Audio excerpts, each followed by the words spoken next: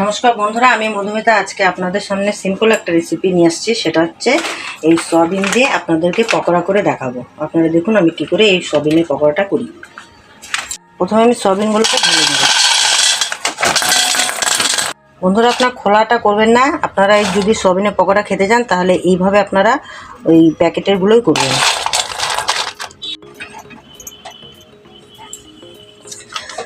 বন্ধুরা, এখানে আমি সয়াবিনগুলো যে রেখেছি এটার মধ্যে আমি দিয়ে দেবো এখন এই সয়াবিনের মধ্যে এখন আমি দিয়ে দেবো গরম জল।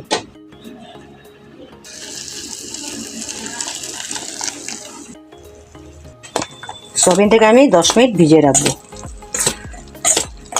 তাতে কী হবে, সয়াবিনের যে গন্ধটা থাকে সেটাও বেরিয়ে যাবে আর নরমও হয়ে যাবে।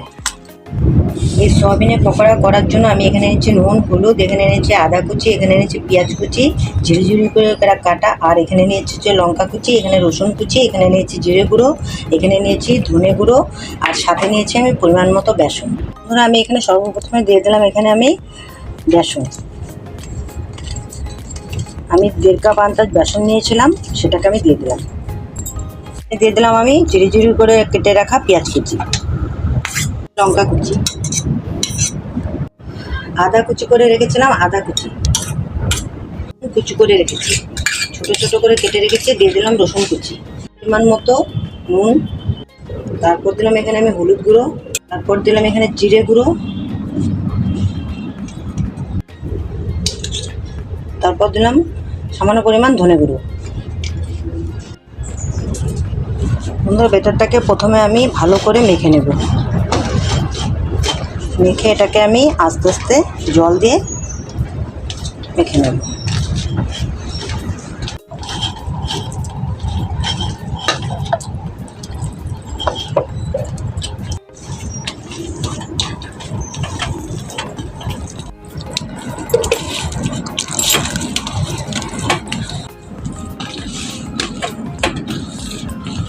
এই শক্ত শক্ত করে রাখবো, বেশি পাতলা করব না। এই যে দেখুন আমি এইভাবে করে রেখেছি, আমি বেশি পাতলা করব না।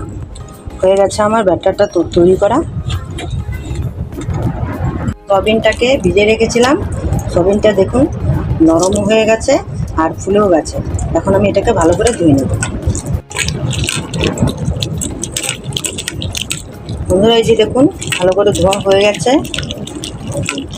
বন্ধুরা, ভালো করে ধুয়ে নিয়েছি। এবার আমি এটাকে ভালো করে চিপে, যতটুকু সম্ভব আমার পক্ষে আমি চেপে নিয়ে এই যে এইভাবে তাকে সেইভাবেই চিপে নেব।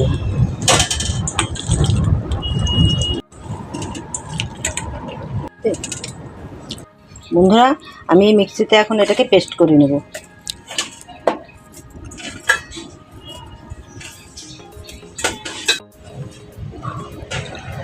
বন্ধুরা দেখুন, এটাকে আমি পেস্ট করে নিয়ে আসছি। এই যে এরকম হয়েছে।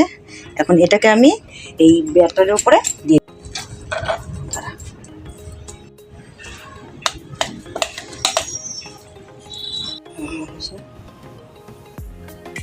বন্ধুরা দেখুন, এই যে আমি সয়াবিনটাকে এইভাবে পেস্ট করে নিয়ে আসছি। এখন আমি এই ব্যাটারটার সাথে এটাকে আমি মেখে নেব।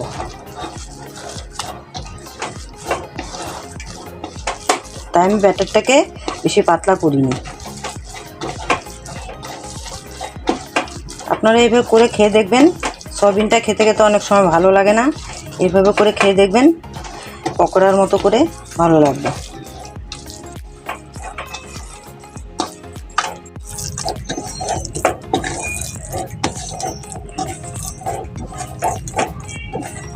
বন্ধুরা, ব্যাটারটা মাখা আমার হয়ে গেছে।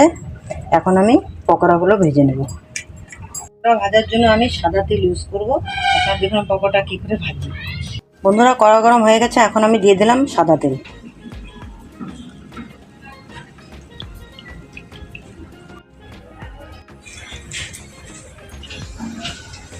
বন্ধুরা, তেল গরম হয়ে গেছে। এখন আমি দিয়ে দেব সয়াবিনের পকোড়া ভাজা।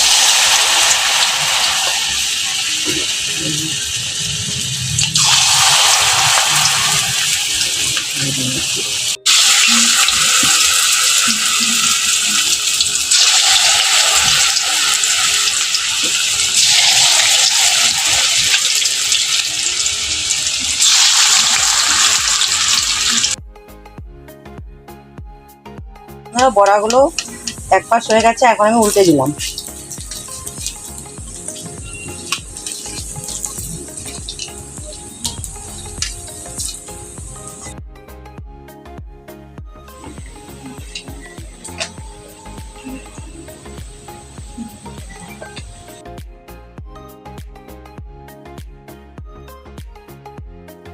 আলু না দিয়ে থাকে তাও করতাম। বন্ধুরা এই পকোড়াগুলোকে লাল লাল করে ভেজে নিতে হবে। আর বন্ধুরা দেখুন পকোড়াগুলো হয়ে গেছে, খুব ভালো মতো হয়েছে, লাল করে ভেজে নিয়েছি। এখন আমি উঠিয়ে নেব।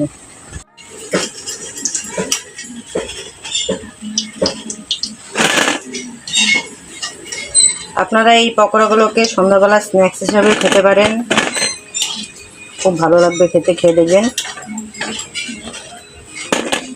বেঁচে থাকা কিছু পকোড়া বেঁচে থাকাগুলোকেও আমি ভেজে নিচ্ছি।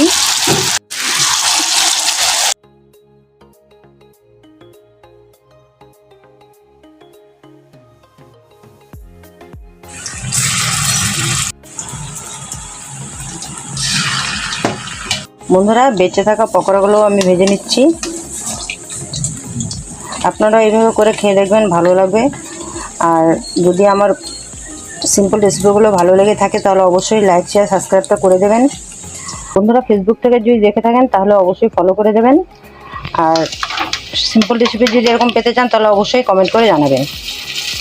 পকোড়াগুলো খুবই নরম আর সফট হয়েছে। এই যে দেখুন ভেঙে দেখাচ্ছি, খুব নরম আর সফট হয়েছে। আর হালকা আঁচে করে নিলে এটাকে ভেতরেরটাও সিদ্ধ হয়ে যায়। হালকা আঁচে করবেন তাহলে ভেতরেরটাও সিদ্ধ হয়ে যাবে।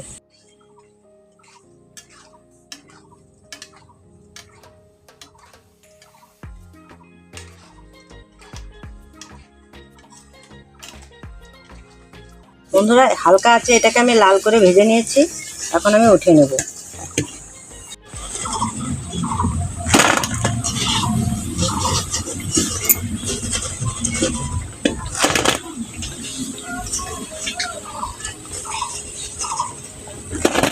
বন্ধুরা এই সোয়াবিনের পকোড়া আপনাদের কেমন লাগলো অবশ্যই কমেন্ট করে জানাবেন।